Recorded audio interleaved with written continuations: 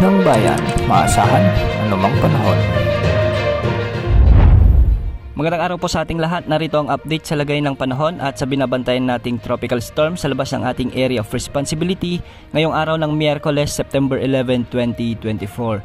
Sa kasalukuyan nga ay nakakaapekto na ang trough o extension ng tropical storm Bibinka sa labas ng ating area of responsibility na siyang nakakaapekto naman sa eastern section ng ating bansa. Huling namata ng bagyong ito sa layong 2,070 km silangan ng Eastern Visayas. Taglay ang lakas ng hangin na maabot sa 75 km per hour at pagbugsong maabot naman sa 90 km per hour. Kumikilos ito ng west-northwest sa bilis na 25 km per hour. Ayon sa forecast track nito, posible pa rin itong kumilos ng west-northwest sa susunod na 24 oras at posibleng pumasok sa ating area of responsibility pagsapit ng araw ng Biyernes. Hindi naman nakikitang maglalandfall o tatama sa anumang bahagi ng ating kalupaan ang bagyong ito, ngunit palalakasin nito ang habagat na siyang posibleng magpaulan sa bahagi ng Mindanao at Visayas sa mga susunod na araw. Kaya sa mga lugar na posibleng maapektuhan ng malakas na habagat, maging alerto at mag-ingat po dahil posible ang malalakas na pagbuhos ng ulan sa mga susunod na araw.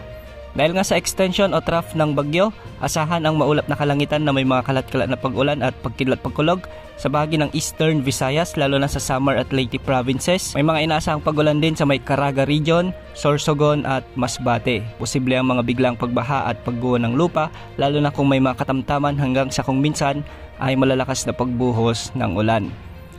Dahil pa rin sa trough o extension ng bagyo, asahan din ang bahagyang maulap hanggang sa maulap na kalangitan na may mga kalat-kalat na pag-ulan at pagkidlat-pagkulog sa bahagi ng Cagayan Valley, sa may Aurora, Quezon at nalalabing bahagi ng Bicol region.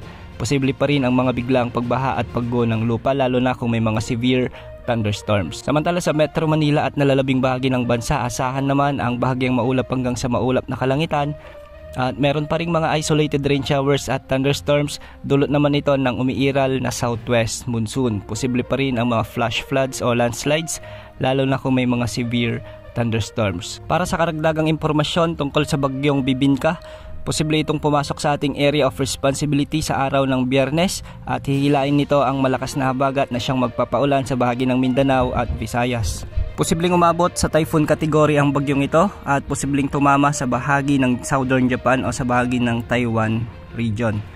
Sa mga susunod na linggo ay posible pa rin may mabuong bagyo sa ating area of responsibility at nakikitang mas malakas pa rin ito sa mga outlook na inilalabas ng mga wind models. Sa ngayon, mababa pa rin naman ang tsansa na ito na maglandfall o tumama sa anumang bahagi ng ating bansa, ngunit palalakasin rin ito ang habagat na siyang magpapaulan sa western sections ng ating bansa.